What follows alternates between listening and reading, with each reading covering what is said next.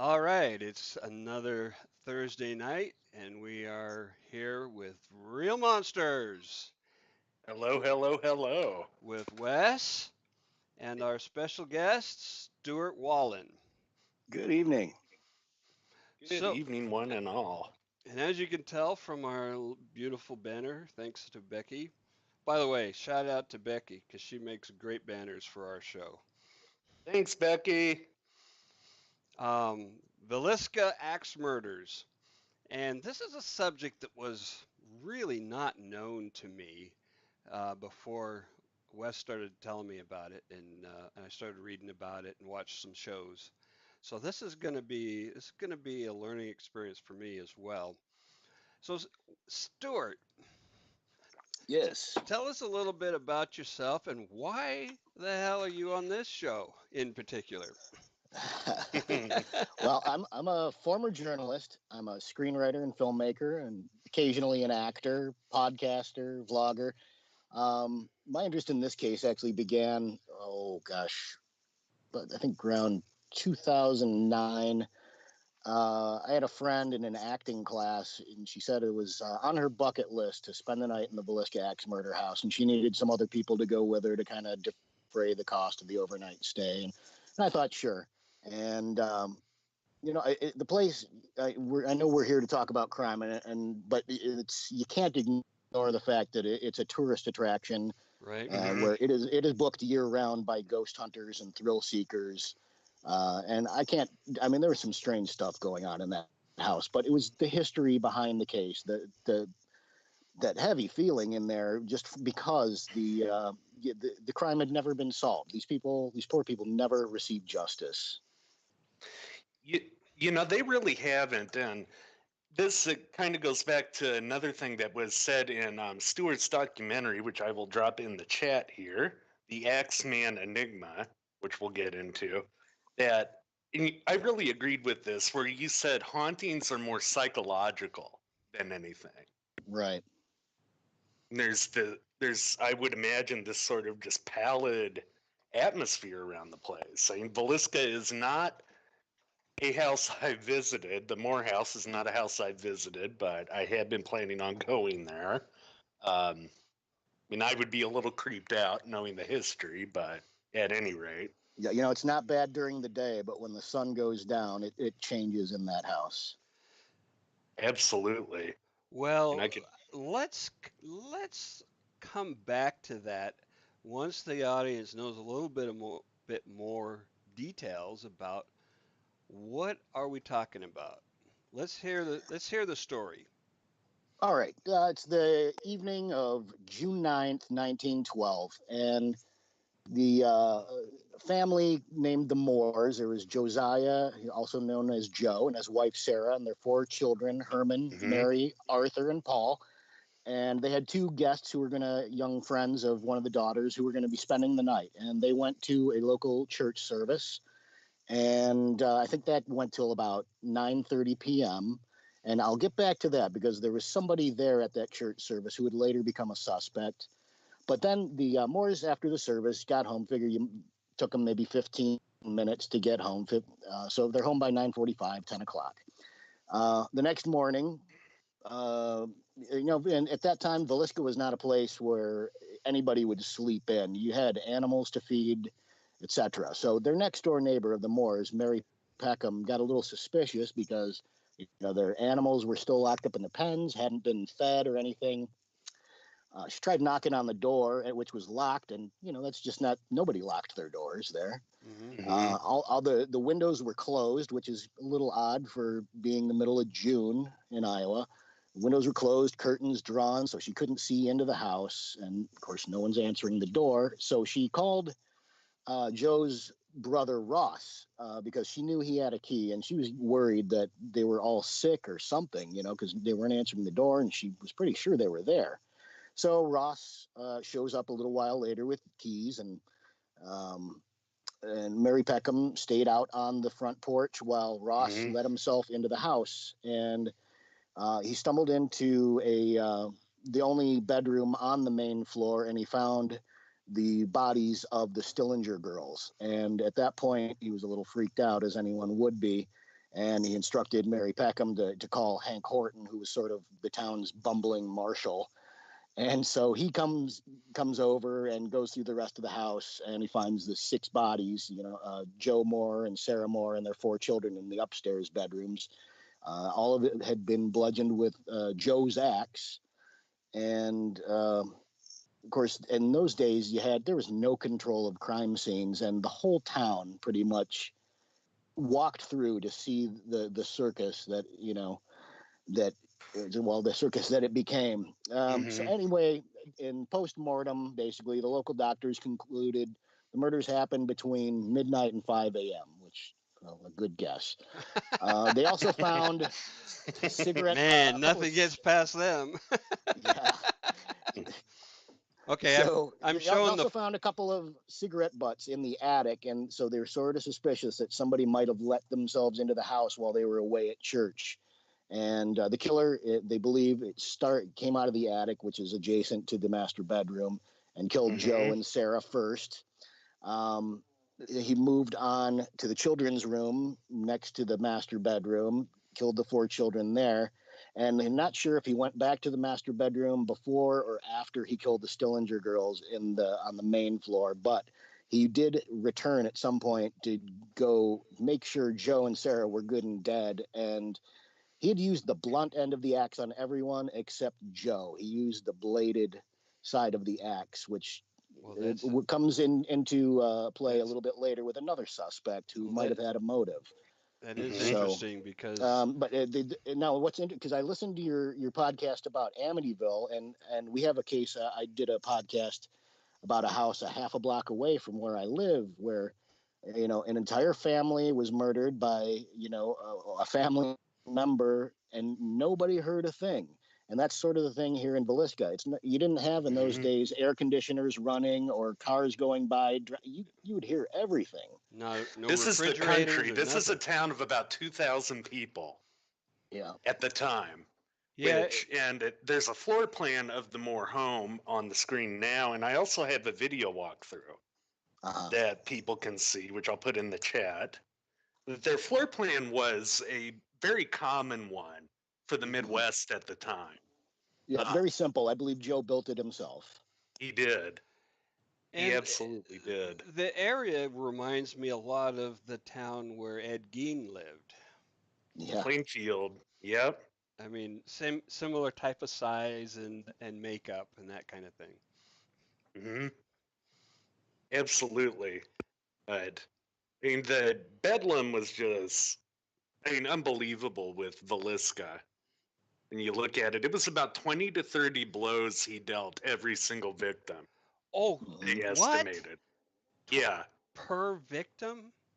Mm-hmm. Okay, that, in my professional profiling opinion, that speaks to a lot of rage. I mean, I would think so. Absolutely. It's not efficient, right? To use a term. You've got 8 people to dispatch, and you spend that much time on each one. Yeah, how many blows does it really take? Right. Yeah, 1 to a child. Yeah. And that's where with the blunt end, 1 anybody. Yeah. And they believe no one woke up except Lena Stillinger, because she actually had some defensive wounds, and the killer seemed to actually have taken some interest in her.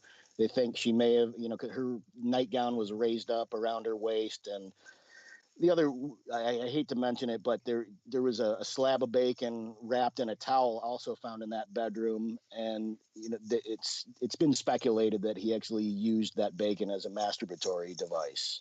Mm-hmm. Wow. Yeah. And the coroner said that in his opinion, there was no evidence that Lena or any of the girls or Mrs. Moore were raped. But, again, we're talking about a country doctor. Right. And we're talking about a time where, the state of science as a whole was sort of fledgling. Right. But yeah, that's been the theory. And how much of that, even in those days, how much of the doctor's opinion was, fact and how much of it was to ease people's minds. Right. That, yeah, that very well could be. Um, but yeah, you had several thousand people, they estimated, went through that house before the Iowa National Guard were called out at about 6 p.m. that night to Yeah. secure it. Wow. So, yeah, yeah. And And yet no pictures, after which the is I'm sorry. interesting. No pictures. I, now, well, there supposedly were pictures, but they were lost. Okay. I've seen a Mm-hmm. one or two that survived of the investigation afterwards, where they're up in the master bedroom trying to reenact because the killer had hit the ceiling with the back of the axe, and they were trying to nail down what angle he was swinging and all that. But Mm-hmm. what's important to note is after the murders, after what is it, all these victims were dead, and he had to have been totally spent. They say that he lingered in the house for a number of hours, made himself something to eat, Mm-hmm. cleaned himself up. I mean, that doesn't sound like a guy who this was his first time. Right. Absolutely. No panic. And and that gets into the theory of the Midwestern Axeman, and that's actually one of the commonalities that were found at not all the scenes, but nearly all. Right. There was evidence that he had stayed in the house long enough to make himself a meal, and yeah, that is not even where the strangeness with this starts or stops. Well, a lot of the similarities were often the victims' faces would be covered, the windows Mm-hmm. covered, basically any glass or reflective surface. Mirrors were covered. He would remove the oil lamp chimneys and bend the wick down so he could work in very low light without waking anybody up. And Mm-hmm. yeah, and he would take his time afterwards. And Yeah, every that's in not every a instance, he would use a weapon of opportunity, usually an axe that was left out in the yard. And all these murders seem to have been, of course, located very close to rail lines. And Mm-hmm. often these happened on Sunday nights as well. Yep. Well, we can get into that later. It was a theory that I had um, well about it. well before we get into theories, let's finish up with this case. What else Yeah, what happened so what happened following the murders? Okay, so the National Guard had to come out because there were so many people. they did. They came out and did their best to keep order and keep people out of the house. But then you get into the suspects on this murder in particular. One of the first ones was Joe Moore's old boss, Frank Jones, who Yep. was a state senator of Iowa. And he there's some rather interesting history there. Yeah, Joe for sure. was the lead salesman for Jones's farm implement company in Villisca, and he really brought home the bacon for Jones. And Joe, over a pay dispute, I think it was about a year before that, maybe it was longer than that, he left Jones's implement company, literally set one up across the street, and he took the John Deere franchise with him. Adding insult Oh, to injury. Yeah. oh, Well, and that's not the only insult to injury, because there was No, also a rumor that Joe was having an affair with Jones's daughter-in-law. and it's actually pretty well established. It's more than a rumor by now, I Okay. think. Yeah. So that was one theory there, that Jones had hired somebody to do Blackie the deed. Mansfield. Yeah. That is where we get into Blackie Mansfield, who had history as a union organizer Yep. all over. And they were trying to pin that um, on him. yeah. Uh For our younger listeners, union organizer is a fancy term for a paid thug.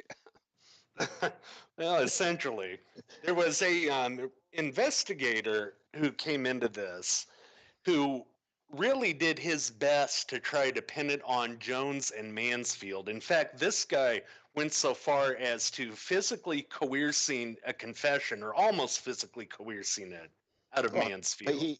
oh yeah, well, physically beating him, of course. Yeah, yeah. That was James Wilkerson of the Burns Detective Agency. Basically, the second biggest to the Pinkertons at the time Yep. in the United States. And he was definitely hell bent on Jones being the main suspect who orchestrated the murders and had Blackie Mansfield carried out. And, by the time Jones ran for re-election, his career was ruined by Wilkerson, and his life was pretty much ruined. He actually wrote a memoir, and I wonder if anybody ever read it. Yeah, that's a good question there, really. And it actually, in fact, went to trial where Jones sued Wilkerson for slander over And all won. of it. Yep. Oh, okay. The trial, in essence, turned into whether Jones was guilty or not of the murder. And he certainly had a motive, so I can see why Wilkerson would be sure that this had to be the guy who orchestrated the whole mass murder. Yeah. Yeah, Wilkerson, it's an interesting history, too. His dad was, I guess, the warden of Leavenworth Penitentiary. I believe that was McLaughlin. I'm sorry. Yeah, I'm getting confused. He's the other lawman that comes into the story. He was a Department of Justice agent in the days before there was an FBI. And he was, as we talk about a little mention in the documentary, he was a bit of a drunkard, but he was very, he was sort of what would be considered today a profiler. And this was also in the infancy of fingerprinting, so he actually had been trained by Scotland Yard in prints. So none could be found. Yeah, he came and he looked at the scene as well, and he was the one who has the father, like you said, at Leavenworth Penitentiary, and that gets into another suspect who comes along later on with it, who actually did commit an axe murder that they got him on, and that was Henry Lee Moore. They got him for murdering his grandmother and his mother with an axe in Columbia, Missouri. And so McLaughlin tried to tie him to all the axe murders. And the MO was just not, as a storyteller, as a writer, I love the idea of this, enigmatic drifter who travels from town to town, doing odd jobs but at the end of the day, with as much, after reading every bit of information that's out there, it's really a long shot that it was Henry Lee Moore. Yeah, the murders in Columbia were basically totally over greed. I guess he thought he was going to get the house that his family was in, but they were renting it. I don't know if he didn't know. Oops. I mean, and he was caught immediately. Yeah, he was trying to, I guess, brag to his 15-year-old love interest at the time. Wow.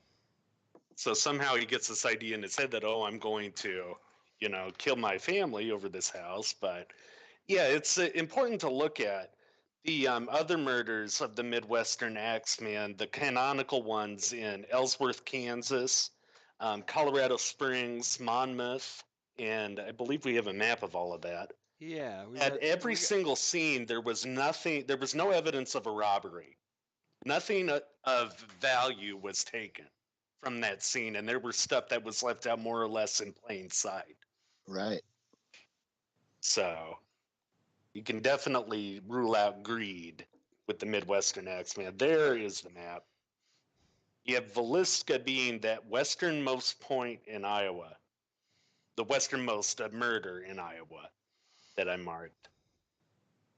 It's interesting that the interstates are also nearby, which you can see the yellow lines there. Yeah. Well, and we also have a map of the Burlington Railways at the time. Yeah, let me pull that up. And how close these were.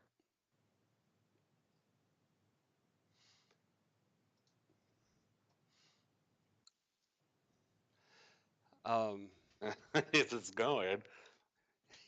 Here we go. Yeah. Interesting. Which Villisca itself as a town was actually built in 1858 by the Burlington, Chicago, Quincy Railway. Which the name itself comes from Waliska, with the local Native American tribes means, I guess, place of the dead or something like that. That's what I've heard. Who knows? But yeah, and that also gets into the third suspect, the third big suspect for Villisca, and that was the Reverend George Kelly. Yes.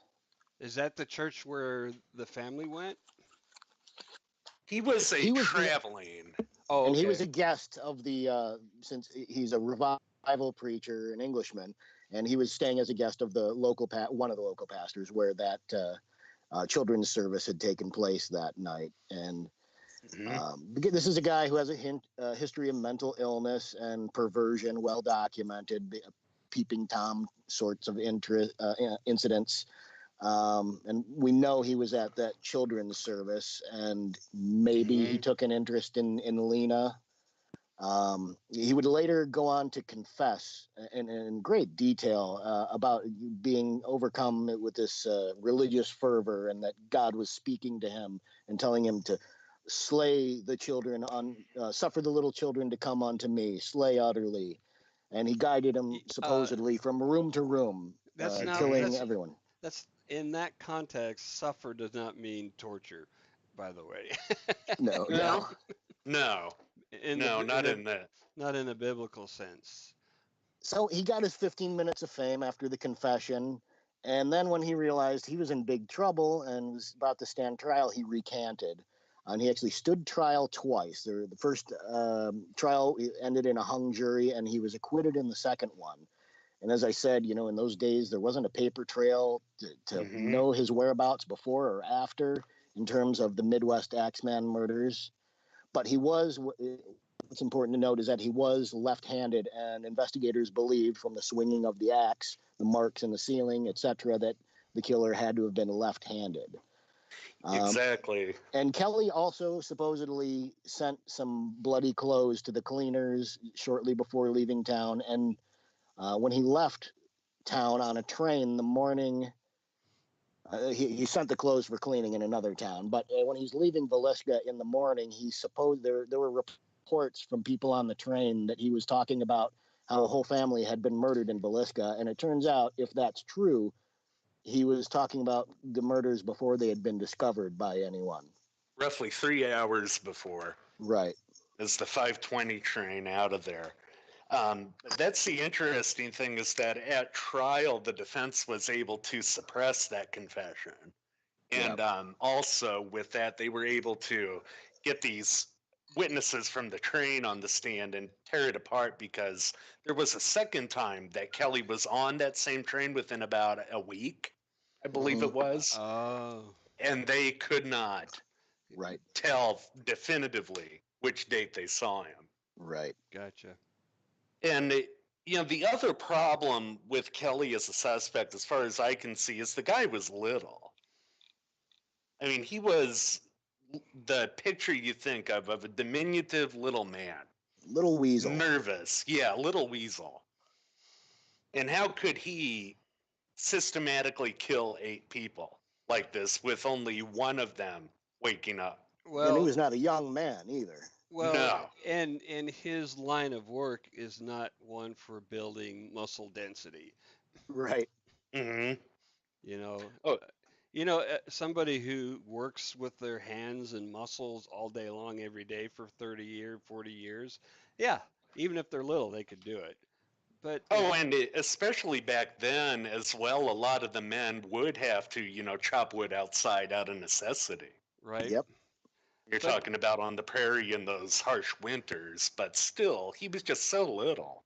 yeah, yeah. I mean, at a minimum, 160 blows.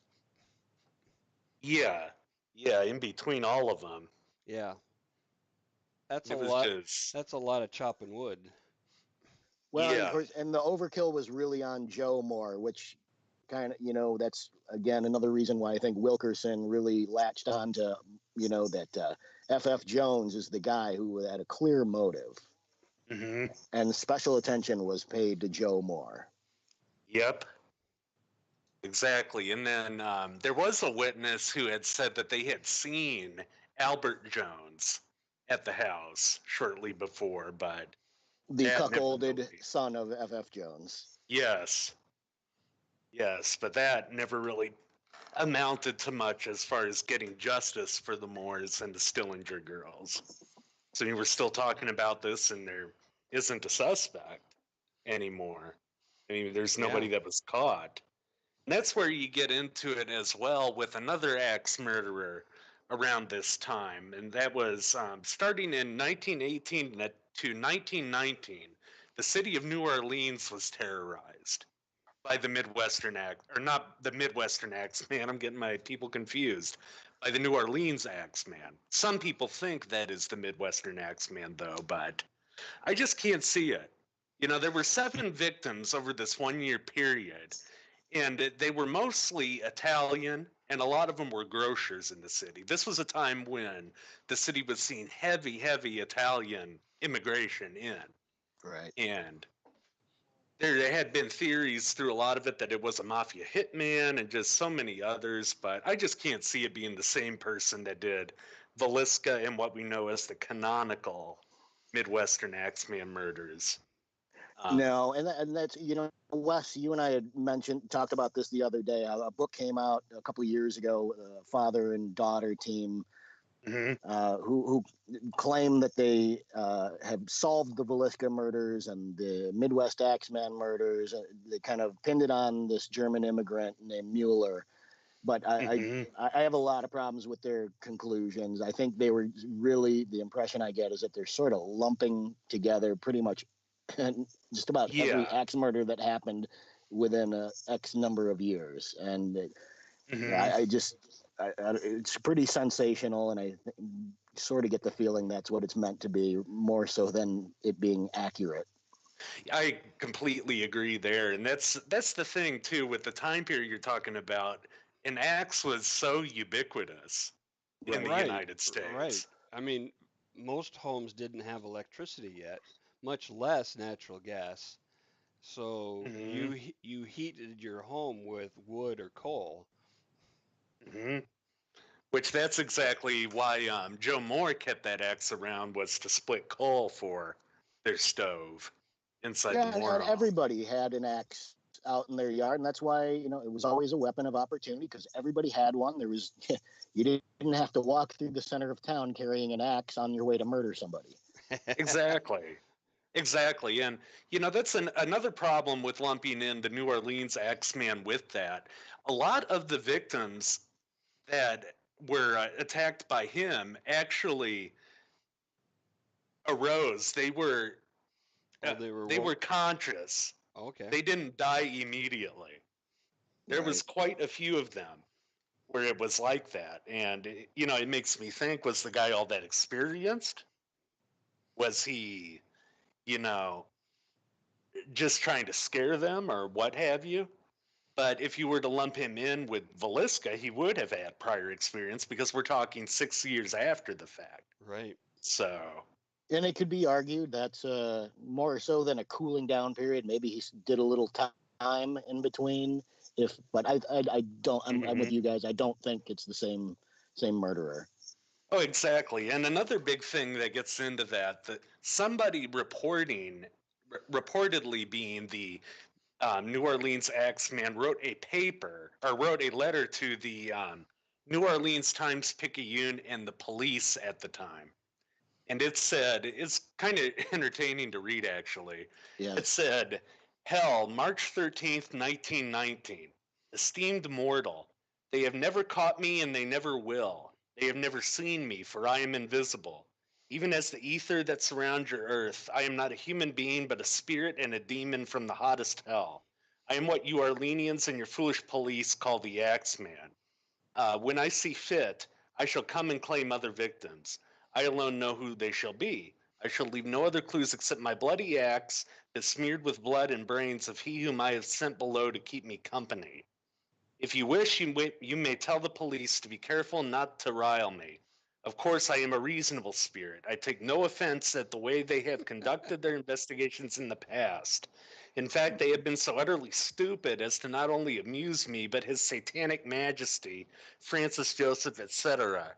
But tell them to beware. Let them not try to discover what I am, for it were better they were never born than to incur the wrath of the Axeman. I don't think there is any need of such a warning, for I feel sure the police will always dodge me, as they have in the past. They are wise and know how to keep away from all harm. Undoubtedly, you Orleanians think of me as a most horrible murderer, which I am, but I could be worse if I wanted to. If I wished, I could pay a visit to your city every night. At will, I could slay thousands of your best citizens, for I am in close relationship with the angel of death. Now, to be exact, at 12:15 earthly time, on next Tuesday night, I am going to pass over New Orleans. In my infinite mercy, I am going to make a little proposition to you people. Here it is. I am very fond of jazz music, and I swear by all the devils in the nether regions that every person shall be spared, in whose home a jazz band is in full swing at the time I have mentioned. If everyone has a jazz band going, well, so much the better for you people. One thing is certain, and that is that some of your people who do not jazz it up on Tuesday night, if there be any, will get the axe. Well, as I am cold and crave the warmth of my native Tartarus, and it is about time I leave your earthly home, I will cease my discourse. Hoping that thou wilt publish this, that may go well with thee. I have been, am, and will be the worst spirit that has ever existed, whether in fact or in the realm of fancy, the Axeman. And getting back to Kelly, I mean, he used the words, I'm going to pass over New Orleans. And it is. It's sort of like a form of Passover about, I will Right. pass by any house that's playing jazz, or Mhm. as opposed to the blood smeared, above the door. But I had never really thought about that before, how the religious element, and this is clearly, this is an educated man who wrote the letter. Mm-hmm. I would agree. And the interesting thing about it is it actually spurned a song in New Orleans ragtime Yep. It called did. called The Mysterious Axeman's Jazz, subtitled Don't Scare Me, Papa. So, but Wow. And it reminds yeah. me a little bit too of the Zodiac. The fact that this guy thought to write a letter and taunting police. I used to think that the Zodiac was brilliant in a way, in that he did that, and that he knew he was so smart, and that they would never catch him. And here it is. He was taking a page from the Axeman of New Orleans. Pretty much. Most Well, definitely. BTK thought he wouldn't get caught too. Yeah. Yeah. Hubris. Pride comes before the fall, most So do you definitely. think this? I mean, this sounds too ridiculous to be the actual killer. I honestly don't know if it was or not. I mean, there would be a precedent for this. There was one of the Jack the Ripper letters that was Mm-hmm. false. So, could have been somebody looking for a little sensationalism, a little infamy.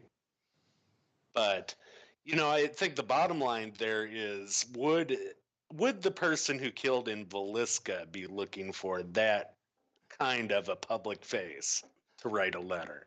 Well, Yeah. I I The whole MO that's is completely different. exactly. that's my point is that um, in Villisca, this guy was stealthy. He didn't do anything to call attention to his actions. Right. Hmm. So He why was would very stealthy. so why would he write a letter? You know, Yeah, exactly. But he, even though linking all those is kind of wrong, most likely, one can't really deny that from about, I think it was 1879 to almost 1920, for about once every 2 weeks for several of those years, there was a family being murdered with an axe Mm-hmm. somewhere in this country. So if Yeah, you look at, it's not uh-huh, like guns didn't exist, but there were a yeah, lot of axe murders going on too. yeah. Yeah, and I mean, even going back to that, you look at like the first murder that they try to point in with that is Atlanta, Georgia, in 1879. It was Martin and Susan DeFore, who were an older Mhm. couple. But then you jump ahead to Austin in 1884. There is one, two, three, four different families who were murdered in that city over the course of a year with an axe in a very similar way. So they were likely dealing with the serial, even if it wasn't the same serial. Right. where's Lizzie Borden in this timeline? Ooh, wasn't she 1899? I didn't throw her in because it is, just that different from what we're talking about. Well, I mean, But you were in the sense. I mean, it fits in the story of how pervasive axe murders were, family axe murders. Yeah, that's true. It certainly would fit that, but if you factor in all of them for their theory, you have about 61 bodies in that time, Wow. stretching from Rainier, Washington, all the way to Atlanta. Which I guess Atlanta, another important point about that is that it's near where this German immigrant likely would have came ashore in Savannah, Okay. which was the main port. So, So so I'm gonna pull up that map again. mhm. Um,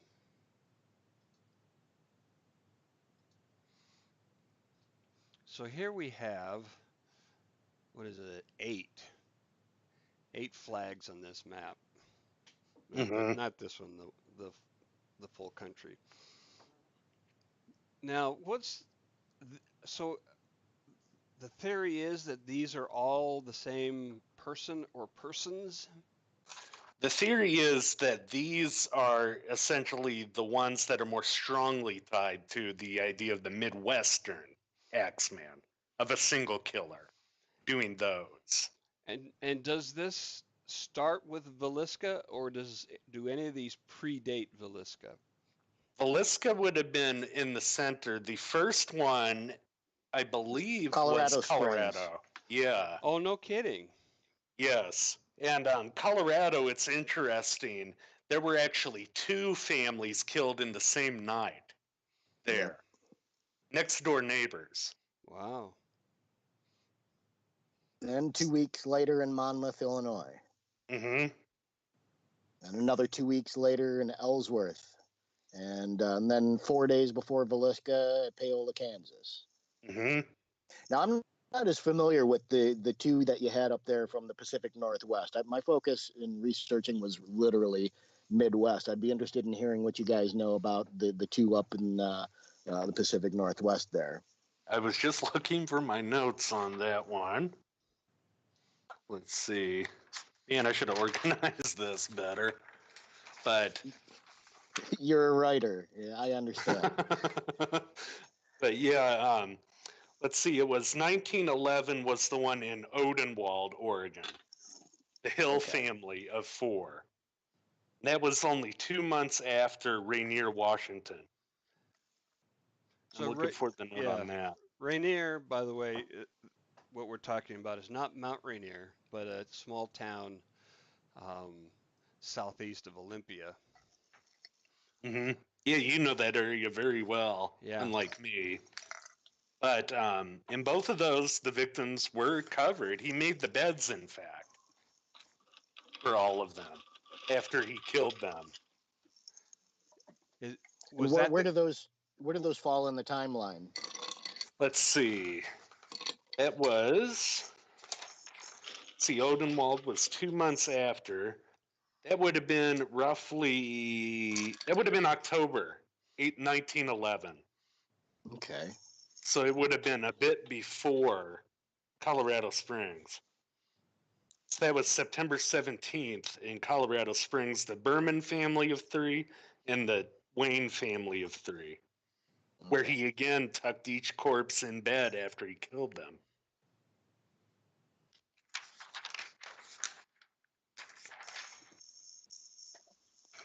So,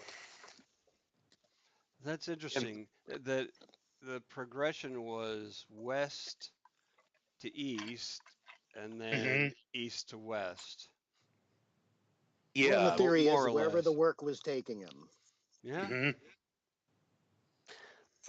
Pretty much all of these are close to the rails Yeah. again. So And what kind of work might somebody have gotten off at a little shithole town called Villisca?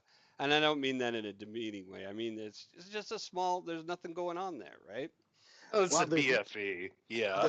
there's nothing going on there now, but back in the day, they had, we talk about it in the documentary. It was actually a pretty happening place. They had an opera house that would Hmm. attract a world famous talent, and Really? And my theory is, and the town never got over the murders. No, and as much as we said at the beginning of this, they have turned that house into a tourist attraction, which that was roughly 1994 when a fellow named Darwin Lynn bought it with no intention of living in it because they had tried to get people to do that too, and a lot of people did. For a time, they even offered that place rent free, as I understand it. Yeah.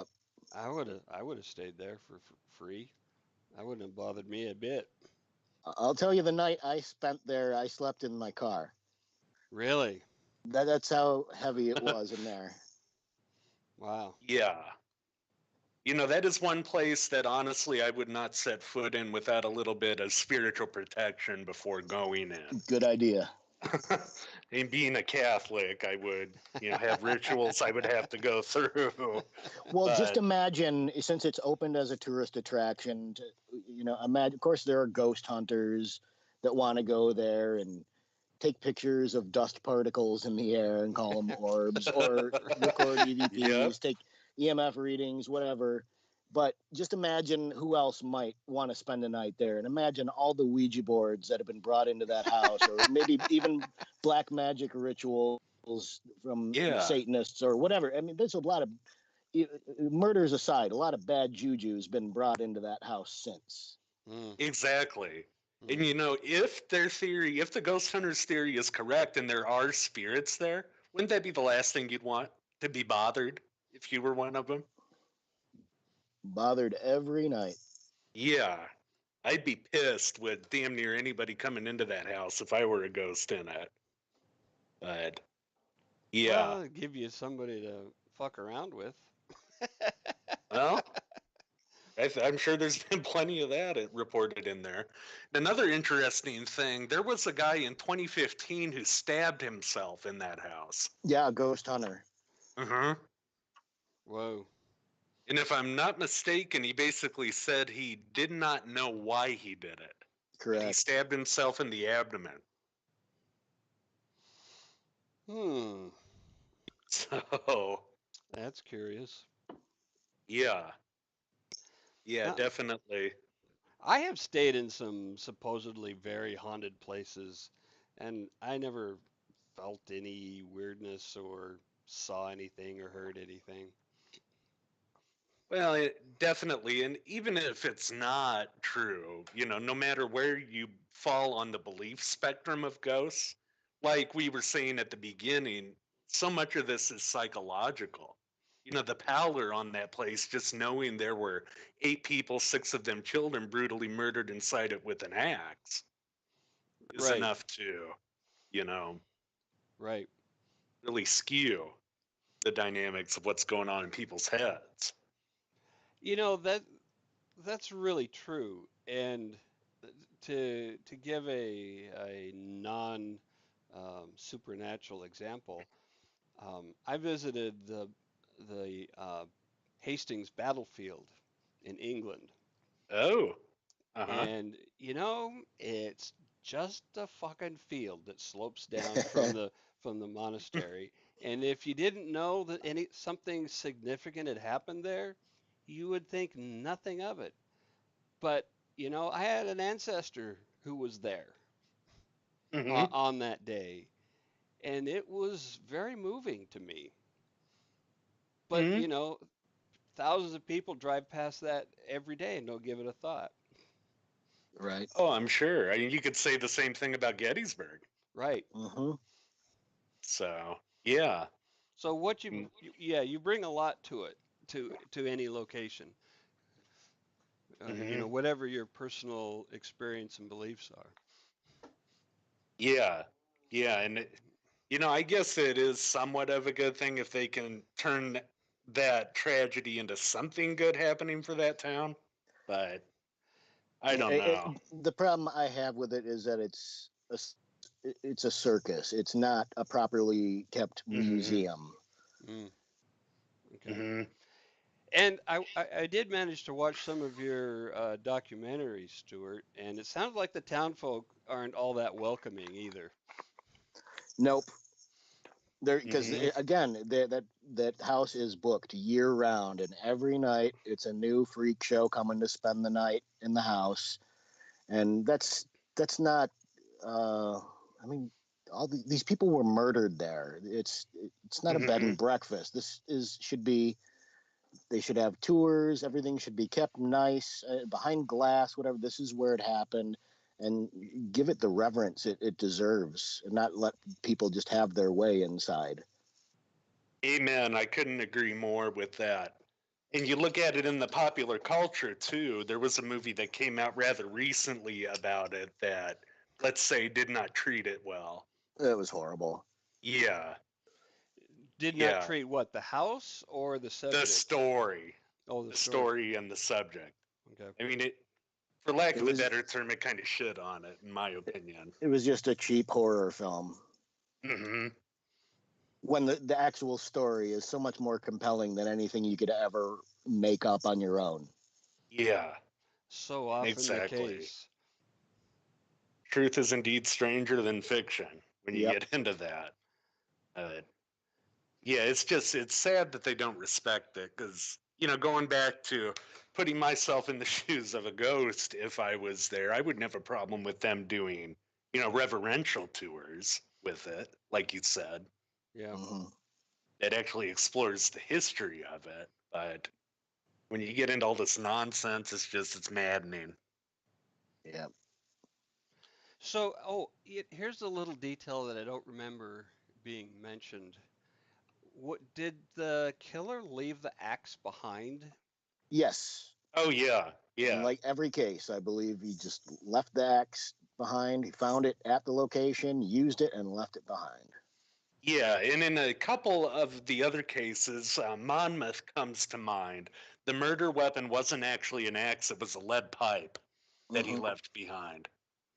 So So, again, you're getting back to somebody who is not really an axe murderer in his deepest sense of what he is, of why he kills. He kills with weapons of opportunity, like Right. was right. And said. usually there was an axe around, but in Yeah, this case, he found a pipe. yeah, Whatever's at hand. right. That'll do the job. That'll Hmm. do it. Absolutely. Yeah, but So, how strongly do you feel that these eight are the work of the same person? you mean that there was only one killer that Yeah. night? Well, let's get into that. Do, what about that? Was there just one in Villisca? Was My my humble opinion would be yes. If you Me look too. at it, yeah. If you look at the what we know of serial killers from, specifically 1970 onward, it's very, very rare that they would work in tandem. I mean, in right? fact, I can only think of one case, and that's Henry Lee Malvo, Lucas and yeah, Otis Toole. and Oh yeah, Malvo. yeah, that's true too. But that Two was, cases. yeah, yeah. And there's Uh, two cases in England that were a man and woman couple, mhm. but it's really rare. Yeah, super rare. Yeah, I mean, on the one hand, you do have the physical evidence could suggest multiple people because of the speed, that would be necessary to dispatch all eight of them. But I just don't see it having gone down that way. No, and you think about it today, how anytime for in Villisca, for instance, the Department of Justice came in, and I'm sure local authorities don't like it when guys from over their heads come in and take things over, and it's in that Hmm. case it's in their interest to play down any similarities to other murders, and that happens today all the time. Absolutely. And you get those jurisdictional battles Yep. that ensue. Well, and like the guy in Russia where they just the officials in the Kremlin refused to accept the conclusion that they had a serial killer because they viewed that as a Western um, phenomenon. Occurrence, yeah. Yeah, Andre Chikatilo. yeah, Yeah, most of the time that's true, but obviously not always. not Hmm. always. Yeah, I mean, definitely, I'd say the odds are single person did Yep. this. Yep. Which it is interesting though with George Kelly. One thing that we did leave out is that he was caught peeping on. Was it the night before the murders? I believe it was the night of the murders because we know he went for a walk, but at least that his own testimony, whether that can be believed or not. But he said that he had trouble sleeping and wanted to go for a walk, and supposedly a man had come out to get some fresh air before bed and saw Kelly looking in one of the windows at his wife undressing. And now, the night of the murders, another person had. There was apparently he tried to get into somebody else's house, whoever the killer was. Well, we don't know that for sure, but another woman reported that somebody was trying to get in her house, and he made a lot of noise, kind of scared himself off. It was actually the woman who worked at the telephone switchboards. Yep. Yeah. In Villisca, she noticed that somebody was jiggling her lock that night and tried to get in. So, but it's interesting with Kelly. It was after the murders and after I think his confession too, when he was busted for obscenity through the mail, basically. Right, and that was a number of years later, I believe. Yeah, in St. Paul, Minnesota, where he tried to hire a girl for his secretary, but his stipulation was she had to type in the nude. Right. So, yeah. Yeah, I mean, the guy had his demons. Preacher's life. But, and we're not totally sure where he ended up, although I've heard some people say that he died in a D.C. mental hospital years later. Yeah, they kind of lost track of him. I've also heard that he went back to England. No one really knows where he ended up ultimately. But, an interesting thing as well with all of that, he was a Presbyterian preacher, as we mentioned, and the family who was killed in Monmouth, the Dawson family, William Dawson was actually a Presbyterian janitor, more or less. He worked at that church, the Presbyterian church there, which is one thing that, I have thought about because he would have to have time to hunt whoever he is. He would have to have time to see his victims and to build, the plan in his head of how to go after them. Right. And, there wouldn't be a better grounds for hunting in that era than a church. Right. And, walking around after dark in a small town like that, those places are absolutely dead. There's nobody out and around. So you could walk up and down the streets and nobody would know. Well, and the other interesting thing with that, in Villisca that night, most of the power lights were down. Yeah, there was a municipal dispute with the power company, so they left the lights turned off. So all the street lights were out. Yep. Yeah. And in fact, that night, was it Horton who was in the square and saw somebody walking? Horton and another constable. They were in the town square. They saw a guy walking and they thought nothing of it. Yeah, why would you? Yeah. It's a guy you never walking. know. If had the lights been on that night, that could have made the difference in solving the crime. Or if he had shined his light on the man. Because the constable asked Horton reportedly, should I, light him up so we could see who he is? He's like, nah, don't bother. Then we'd have to work. Yeah, exactly. Well, but at the same time, you think, pre-murders, nothing bad really happens in a town like that. Yeah. So, yeah, I mean, so nobody was really suspicious. Oh, exactly. And it was really an idyllic time for the town. They were growing quite rapidly. Yep. Especially being, on the rail lines that would be shuttling new people in and out every single day. Yeah. So in a lot of ways, they wouldn't even look at the new faces. Now, think nothing of it.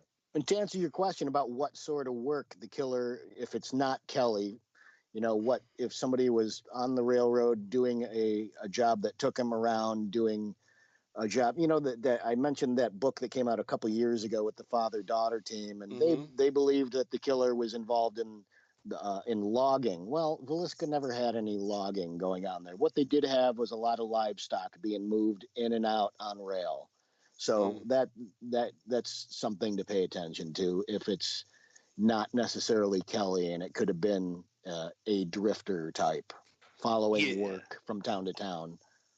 Oh, exactly. And that's actually what made me think of Henry Lee Moore back when we were talking about that. He worked for the railroad when he wasn't in prison. That's what I was going to say is, I mean, if you want to follow the rail lines, work for the railroads. Well, exactly. And, you know, like I said, it was the Burlington, Chicago, Quincy line, which that's actually where I'm located in Western Illinois is Quincy. So that gets me thinking. I'm curious about the, how far off the rail line, I wonder, is Rainier? It seems to be quite a ways. yeah, I wasn't sure of that. Because that is, you know, the map that I found was only partial with that rail line too. It didn't have the others on it at the time. There might be an old railroad going through there. Kind of looks like there is, yeah. So there's Kelly right there. What a charmer. That British smile. Man. Wow. He has quite a bit of history there in that area. He went to seminary in Nebraska. I think it was in Omaha, in fact. Interesting. Which is, you know, right over it. In fact, it was Nebraska where they got the bloodhounds the night of the murder to try to find what they could of the suspect. They literally put the hounds on a train to Villisca. Yeah. Put the what on the train? The bloodhounds. Oh, okay. Yeah, and you know, speaking of, has anybody looked at the train timetables for that morning? I haven't. I'm not sure that those records still exist as far as how often they were running and. Yeah, I was just curious of, you know, how early of a train could the killer have, you know, just strolled up the street and hopped on the train and got out of town. Initially, when they said they saw Kelly on there, it was a 5:20 train. So pretty early. But this guy wasn't necessarily riding on a passenger car. He could have been more like a hobo type, jumping on an open car. Or a worker. Yep. Right. Yeah. Absolutely. And you know, if he worked in a stockyard, if he was a livestock kind of guy and he showed up with bloody clothes, nobody'd think anything of it. No. Well, and when they brought the bloodhounds in, it led them, the hounds found a trail to the Nottoway River by Villisca. And that is where they found the bloody implements. Everything but the axe, basically. What other implements? The clothes, that is. Oh, okay. Oh, so he changed out of them. And they weren't able to track beyond that? The dogs? Oh, they weren't. I think it was because of the river they lost the scent. That he likely, you know, jumped in there to wash off or what have you. False. So false. So,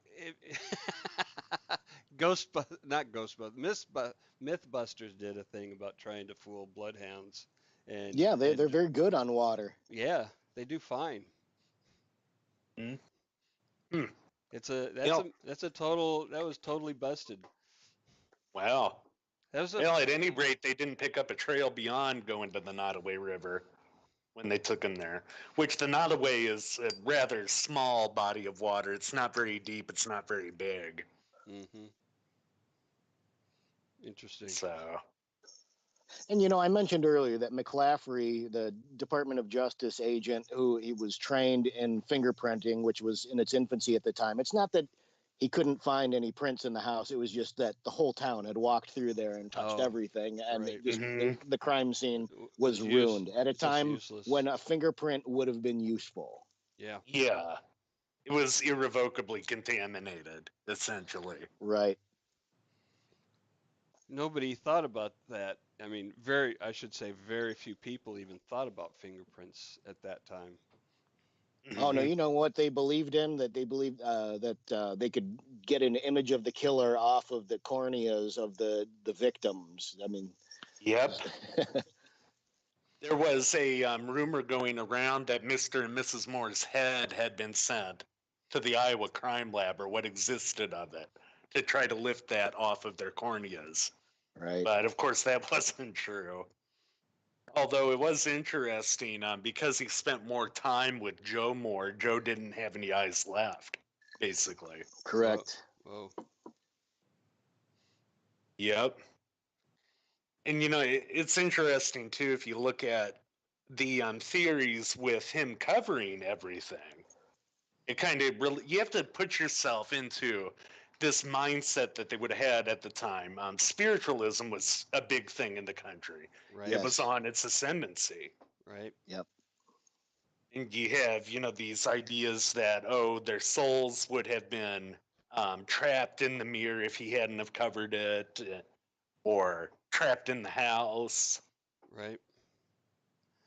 But, honestly, I think with that, it was likely just a form of undoing. He didn't want to look at himself after he did Yeah, it. it's hard to figure out the pathology, but I think it was more about the killer, and uh, maybe he had a facial disfigurement, something like that, where he didn't like looking at himself. Or, but Mhm. of course, in the covering of the mirrors, that's in Shiva in the Jewish tradition when somebody dies. But Mhm. I'm it's hard to say why he did those things. Obviously, covering the windows, he wanted some privacy. That's easily explainable. But yeah, Mhm. covering the mirrors and covering the victims' faces after the fact. I mean, of course, maybe they were a mess and he didn't want to look at it. But covering the mirrors is such an interesting element. It really is. Not And not breaking them. no, yeah, he didn't break them. And in a couple of the other cases, he actually covered the telephones in the house too, Oh, that's which weird. is interesting. Almost like he would have thought they would have woken the people up, but it's like 1 o'clock when he's in there. Oh, I suspect that was to kind of muffle any sounds that the busybody operators, who are probably listening in, especially if they hear a bunch of noise. That's Oh, my that's guess. true. Didn't think That's of true. I hadn't thought about that. didn't think of cutting the line.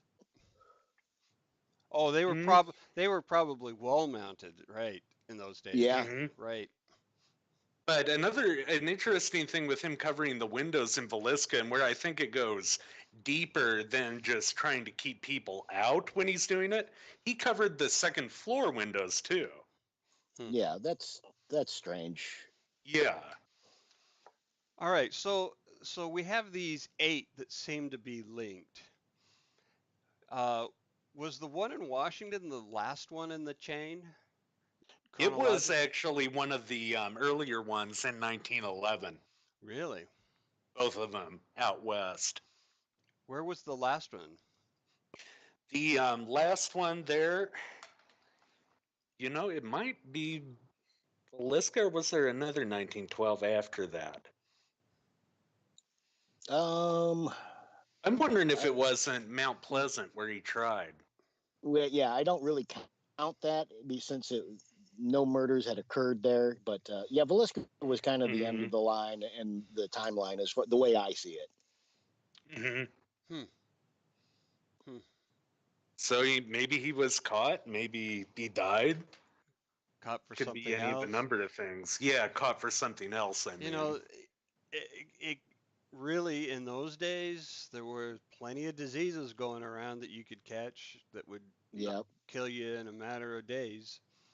Mm-hmm. Um, Absolutely, and no vaccines. right. But it is interesting also how close that is to Monmouth, Mount Pleasant. I mean, that's essentially my area. It's about 45 minutes from me. Well, whoever he was, he really didn't leave behind you know, any trail other than his victims. No, he really didn't. And then he just disappeared somewhere, somehow. Hmm. Which, if anybody wants to read more into this, there are a couple of sources that are really good. Dr. Edgar Epperly is Absolutely. essentially the foremost authority on Villisca. And he did a lot to sort of flesh out the rest of these two, didn't he, with his research? I believe he's touched a little bit on the Midwest Axeman theory since, but that was the one thing I thought was he's absolutely the expert on the subject of Villisca. But I think he, having lived in the area, I think he sort of focused on that as a one-off incident more than he did connecting it with other murders throughout the Midwest, and that's kind of why I made the documentary, was to take it one step further, built on his work. Mm-hmm. Edgar Epperly, I was just looking for his link on Amazon, but there's him, and then there's a guy named Roy Marshall who has a background in crime and forensics. I think he was a former cop, I believe, Yep. for some agency. But both of those guys had some great books on the subject. Hmm. So, do we know of any serial killers that worked north and south of the Canadian border? Hmm. I'm not sure of that, to At be that time, honest. Anytime.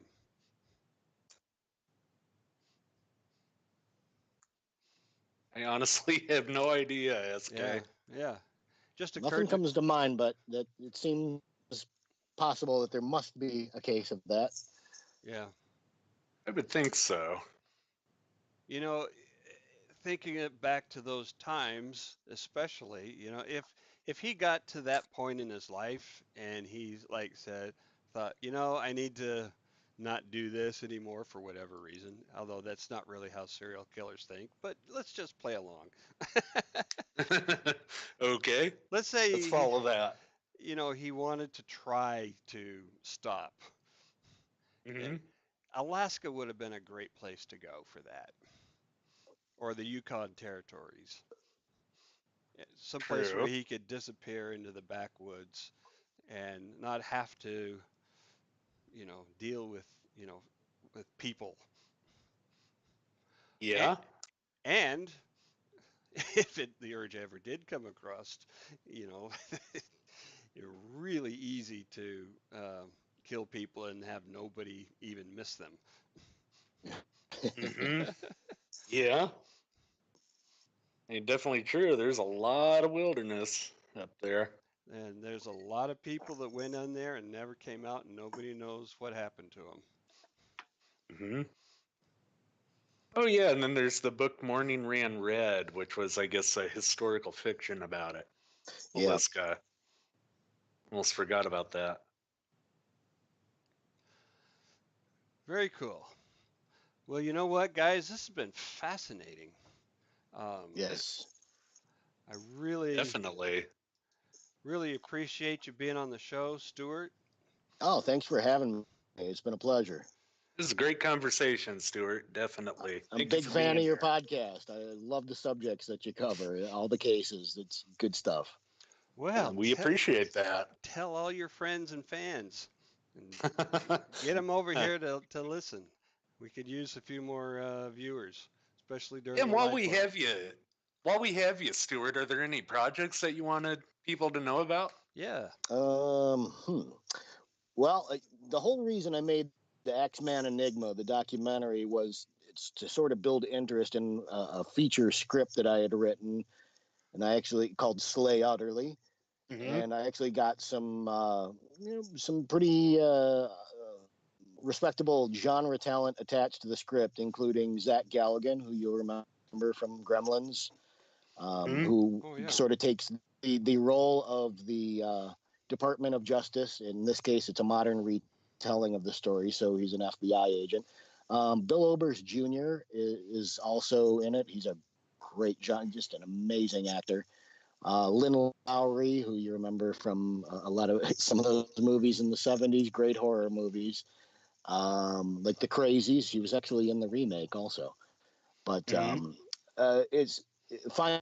It's been in what we call in the business development hell for a number of years, which is just a fancy way of saying that we don't have financing, we don't have the money to make the film. So, meantime, I'm just working on some other stories, writing a new feature script. It's actually sort of based on, it's kind of right up your alley.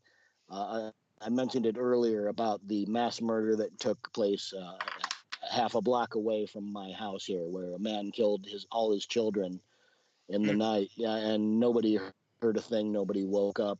Again, this is this kind of an interesting thing that keeps coming up in in some of these cases. How does everybody stay asleep? But that aside, I like to, when I have the time, to do a podcast. It's called the Mask of Sanity podcast. I actually did an episode about that very case, which I called "And Nobody Heard a Thing." So, yeah. Yeah, it still just floors me with Amityville because the report from that 30-30 rifle is louder than a jet engine going off. Yeah, this guy here, down the street, he basically bludgeoned everybody. So, which is quite a bit quieter than a rifle. But geez, how does nobody wake up, especially when kids are sleeping in the same bedrooms and stuff? It's another compelling story. How long ago was that? This was in the 1970s. Oh, wow. And again, it's one of those houses where it's a stigmatized property that pretty much some people have bought it and they turn it into a rental property and nobody stays very long. I did have something I wanted to say about sleeping through it on Villisca, especially, and I think it still applies a bit in the '70s, but much less so today. And that was that, at the end of the day, people were fucking tired. You worked hard during the day, and when you hit you put your head on the pillow, you were gone until morning. Yeah. You really slept. You were physically worn out, and you were very tired, and you slept very deeply because of the exertion of just living your life.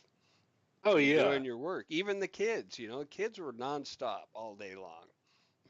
Oh, most definitely. And when your only alarm clock is essentially the rooster crowing. Right. Yeah. So, yeah. And, that was still pretty true in the '70s.